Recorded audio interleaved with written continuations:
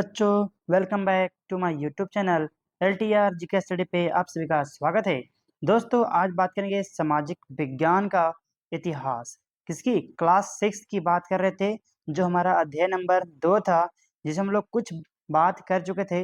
भाग 1 और भाग 2 इसमें कर चुके थे। ठीक है, अगर भाग 1 और भाग 2 आप नहीं देखें बच्चों, तो आपको डिस्क्रिप्शन में लिंक मिल जाएगा, आप वहां से जा करके देख सकते हैं। आज बात करेंगे भाग 3 में।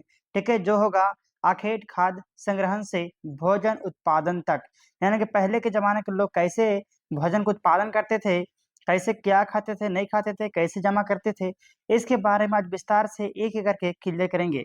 और वीडियो अच्छी लगे तो वीडियो को लाइक कर दीजिएगा, अपने दोस्तों के साथ शेयर कर दीजिएगा, और तो और हमें इसी तरह के वीडियो पाने के लिए फॉलो जरूर कीजिएगा। दोस्तों, आज बात करेंगे हम लोग, आते हैं पॉइंट पे जहां हम लोग को बात करना है। चलिए आगे हम लोग पॉइंट पे बात की थे बच्चों हम लोग की पाषाण युग, मध्यकाल और नवपाषाण काल में बांटे हैं। ठीक है, किसको किसको बांटे हैं बच्चों? पाषाण काल का। पाषाण काल के कितने भागों में बांटा गया है बच्चों? तो पाषाण काल के 3 भागों में बांटा गया है। कौन कौन सा काल है पाषाण काल को बांटने के लिए?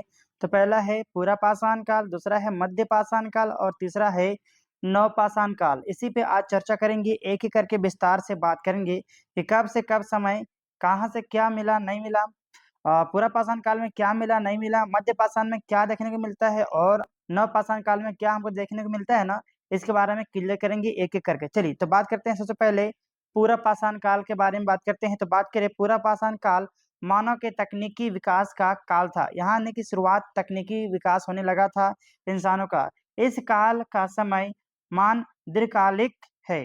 ठीक है, लंबा समय खींचा गया था इस समय में। इस दीर्घकालिक में धीरे धीरे अनेक तकनीकी परिवर्तन घटती हुई प्रतीत हुआ, यानी कि धीरे धीरे चेंजिंग आपको आने लगा इंसानों पर। ठीक है, जो पहले लंगे पुंगे चलते थे, वो अब कपड़े यानी कि कपड़े पहनना शुरू कर दिए। कैसे? वो भी खाल, यानी कि जानवरों का खाल को पहनना शुरू कर दिए। इस तकनीकी परिवर्तन एवं काल क्रम आदि को ध्यान में रखते हुए एवं पुरातात्विक उत्खननों से प्राप्त पाषाण उपकरणों के अध्ययन के पश्चात पूरा पाषाण काल को भी प्रस्तुत वस्तुओं में भागों में विभाजित किया, जो इस प्रकार है। आगे बात करेंगे, देखिएगा वीडियो को टकटकी लगा देखिएगा। ठीक है, और वीडियो अच्छा लगे तो वीडियो को लाइक कर दीजिएगा। ठीक है बच्चों, चलिए आगे बात करते हैं। आपसे कुछ फी नहीं लिया जाएगा, बिल्कुल आपसे फ्री ऑफ कॉस्ट पढ़ाया जाएगा। अब बात करते हैं तो निम्न पाषाण काल। ठीक है, बात करेंगे निम्न पाषाण काल के बारे में। तो निम्न पाषाण काल के विषय में सुव्यवस्थित एवं क्रमबद्ध अनुसंधान एवं प्रारंभ फ्रांस में प्रचलित प्रौद्योगिकी शब्दावली को मानव के रूप में स्वीकृत किया जाता है। बात करें फ्रांस में पाषाण काल का प्रथम सोपान के लिए निम्न पूरा पाषाण काल का शब्द का प्रयोग किया जाता है। कहाँ पे? तो फ्रांस में।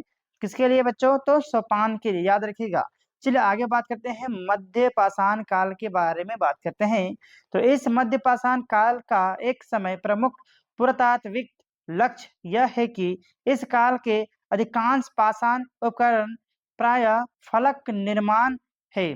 ऐसा प्रतीत होता है कि विविधताएं तैयार किए गए करोड़ों से फसल निकालने की परंपरा का सर्वप्रथम विकास तकनीकी विश्व के उत्तरी पश्चिमी परिक्षेत्र में हुआ है।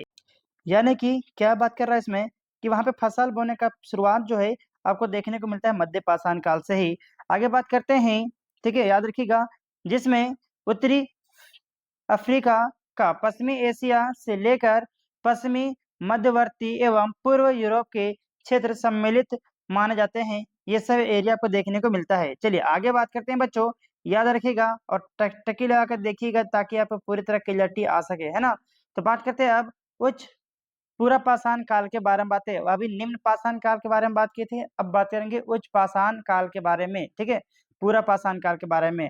तो पूर्ववर्ती पूरा पाषाण कालों की तुलना में उच्च पाषाण काल अर्थात श्रेष्ठ पाषाण काल के संबंध में अधिक जानकारी प्राप्त होता है। आगे बात करेंगे अभी प्राप्त पाषाण उपकरणों के निर्माण। किसके? तो पाषाण उपकरणों के निर्माण की तकनीकी प्रगति में थी, यानी कि स्टार्टिंग हो गया था तकनीकी का। ठीक है, जो अच्छी तरीके से काम करने लगे थे। मानव के शारीरिक एवं सांस्कृतिक विकास की दृष्टि से यह काल अत्यंत उल्लेखनीय है। किसके द्वारा? तो मनुष्य की शारीरिक और सांस्कृतिक विकास होने लगा था इस समय में। कब? तो उच्च पाषाण पूरा पाषाण काल में मनुष्य के शारीरिक और सांस्कृतिक विकास होने लगा था।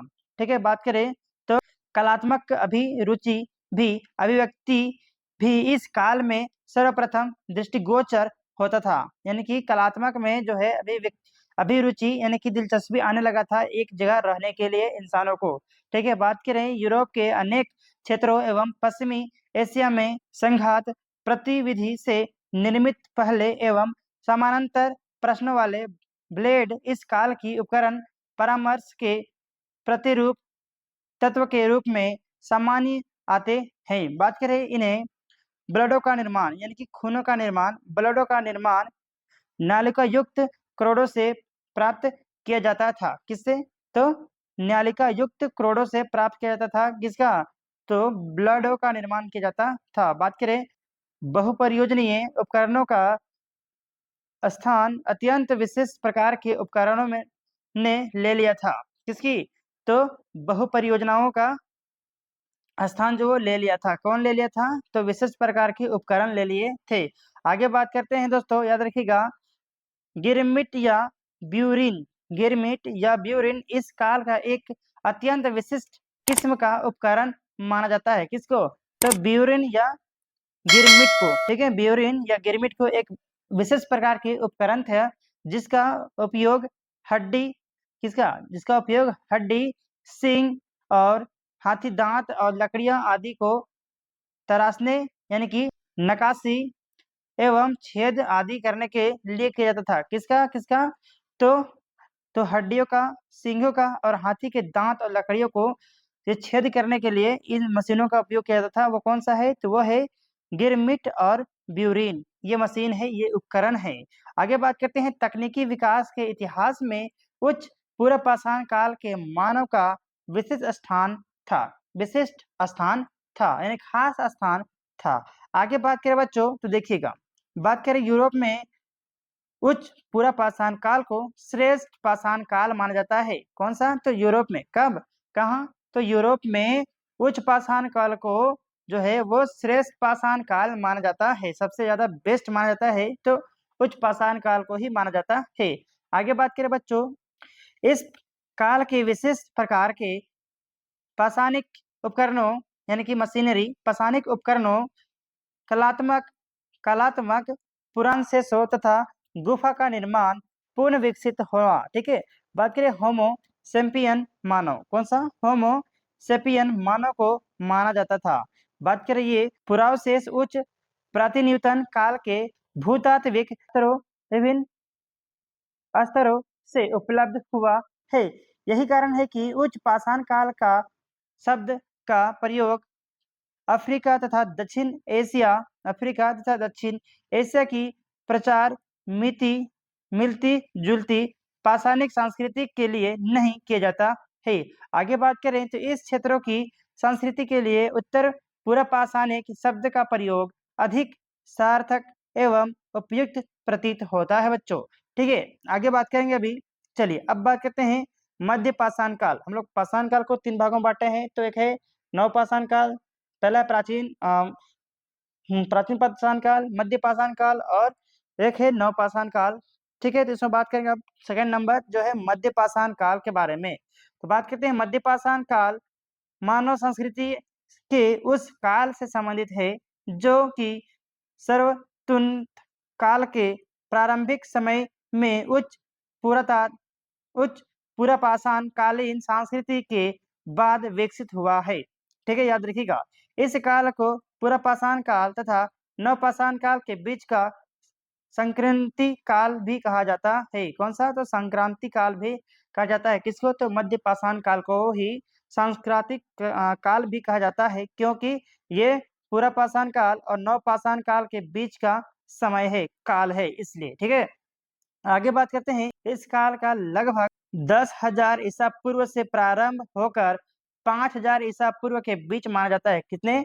तो 10,000 ईसा पूर्व से लेकर 5,000 ईसा पूर्व तक माना जाता है बच्चों, याद रखिएगा। पूरा पाषाण काल में मानव के अनेक प्रकार के उपकरणों का निर्माण किया। किसका? तो नए नए तकनीकी नए नए विकास किए गए, नए नए मशीनों का उपाय किया गया। इस काल के क्षेत्र में अत्यधिक प्रगति की की परंतु उसे बात करें इस काल में जो है यानी कि मध्यकाल में बहुत प्रगति हुआ, लेकिन आर्थिक क्षेत्र में अधिक सफलता प्राप्त नहीं हो पाया, यानी कि पैसा के क्षेत्र में सफलता उतना प्राप्त नहीं हो पाया, लेकिन विकसित बहुत कुछ हुआ। बात करें उच्च पुरत पाषाण में उसे सामूहिक रूप से विशालकाय पशुओं का शिकार करने, अपनी खाद्य सामग्री को एक सीमा तक हर हल कर लिया था, यानी कि पशुओं की जो है वो शिकार भी करते थे और अपनी खाद्य संग्रहक जो है उसे जमा भी कर लेते थे, यानी कि मध्यकाल में बात करें। तथा बचे हुए समय का सदुपयोग कल काल के क्षेत्र में व्यतीत किया, किंतु किन फिर भी पूरा पाषाण कालीन मानव प्रकृति जीवी ही रहा, यानी कि हर जगह जीवित ही रहा। बात करें इस समय तक मानव इस बात से अनभिज्ञ था, ठीक है, अनभिज्ञ था, अनजान था कि किस प्रकार कृषि तथा पशुपालन के माध्यम से प्रकृति को खदी अधिक खाद्य सामग्री प्रदान किया करने का योग्य बनाया जा सकता था। बात करें यूरोप तथा उनके आसपास के क्षेत्रों में मानव सभ्यता पूरा पाषाण काल के पश्चात एक अन्य संस्कृति में परिवर्तित हो जाती है।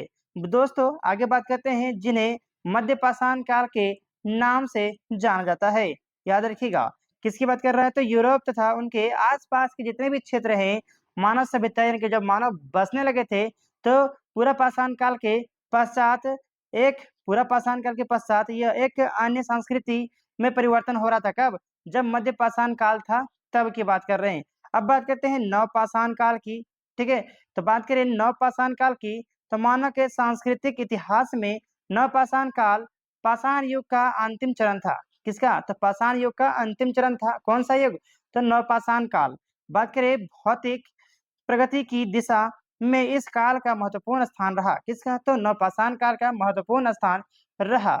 यूरोप में प्राचीनतम काल के अन्य एवं शरतून काल के आरंभ में जब भूमि वनों से आच्छादित हो रही थी, तब वहां के उच्च पाषाण काल के मानव बदली हुई परिस्थितियों को अनुकूल बनाने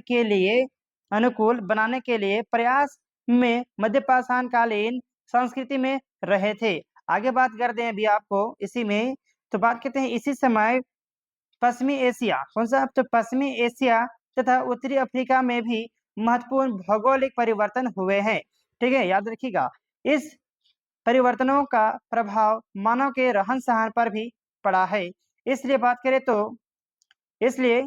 करें तो इस काल के समाजों ने जिन्हें आजीविका की प्राप्त सुविधाएं नहीं दी थी, ऐसे क्रांतिकारी कदम उठाए गए कि एक नवीन अर्थव्यवस्था में मानव जीवन बदल गया, यानी जो मानव का जो जीवन है वो अच्छी खासी अब होने लगी। बात करें जिसके परिणाम स्वरूप एक अधिक उन संस्कृति विकसित हो गई, ठीक है। अब उससे अधिक एक संस्कृति विकसित यानी कि डेवलप हो गया, जिसे जिसे पुरातत्ववेत्ता यानी कि नवपाषाण काल तथा जाति विज्ञान बर्बर युग भी कहा जाता है। किसको? तो नवपाषाण काल को ही बर्बर युग भी कहा जाता है। इस काल के पूर्व तक मानव अपनी उत्तर पूर्ति के लिए पूर्ण रूपेण प्रकृति पर निर्भर था। बात करें इस काल में उसने पहली बार कृषि तथा पशुपालन के द्वारा स्वयं खाद्य पदार्थों का उत्पादन करना प्रारंभ कर दिया था। कब? तो नवपाषाण काल में जो है वो कृषि और पशुपालन जो है करना, खाद्य सामग्री को उत्पादन करना शुरुआत कर दिया था। कब? तो नवपाषाण काल में ही। तो बात करते हैं खाद्य उत्पादन से एक ऊंची आर्थिक और तकनीकी क्रांति का जन्म होता है। किससे? तो खाद्य उत्पादन से उच्ची आर्थिक और तकनीकी क्रांति का जन्म लेता है। बात करें नवपाषाण काल की कर रहे हैं, याद रखिएगा इस साधनों ने समाज के प्रमुख खाद्य सामग्री की पूर्ति का एक संभाव्य विकल्प प्रस्तुत कर दिया है। बात करें पूर्व पाषाण काल तथा मध्य पाषाण काल के बर्बर समाजों को प्रकृति कृपा से प्राप्त खाद्यान्न सामग्री सीमित मात्रा में मिलता था। कब? तो मध्य पाषाण और पूर्व पाषाण काल के समय में जो खाना है, जो सामग्री है, खाद्य सामग्री, वो एक सीमित मात्रा में मिलता था, लेकिन नव पाषाण काल में जो है वो असीमित हो गया। वो बनाने लगे और कृषि करने लगे और पशुपालन भी करने लगे। इसी कारण मानव आबादी भी सीमित रही थी। ठीक है, याद रखिएगा।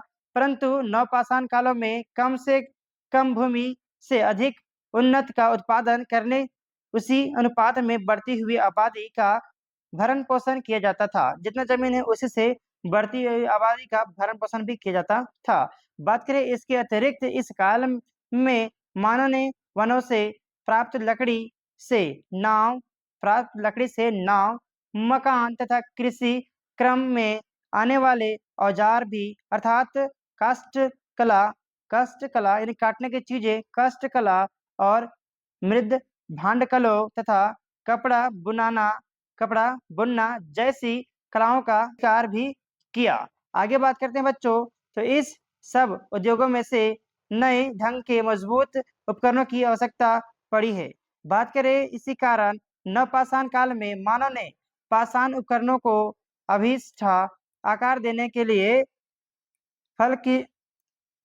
फलकीकरण के पश्चात गढ़ना, घिसना और चमकाना जैसी विधियां सीखी है। कब? तो नवपाषाण काल में। इस उपकरणों के कारण पुरातत्ववेत्ता इस युग को नवपाषाण काल के नाम से भी जाना जाता है, यानी कि नया पाषाण काल सीधा समझ सकते हैं आप। तो बच्चों अब बात करेंगे नेक्स्ट वीडियो में आग की खोज के बारे में बात करेंगे। ये हमारा लॉन्ग वीडियो बहुत ज्यादा हो जाता है, तो भाग 4 में बात करेंगे आग की खोज कब हुआ, कैसे हुआ, कहाँ हुआ, सबसे पहले इसके बारे में। अगर वीडियो अच्छी लगी है ना तो वीडियो को लाइक करना है, दोस्तों के साथ शेयर और हमें फॉलो जरूर करना है। दोस्तों आज इतना ही, फिर बात करेंगे नेक्स्ट वीडियो में। तब तक के लिए जय हिंद, वंदे मातरम।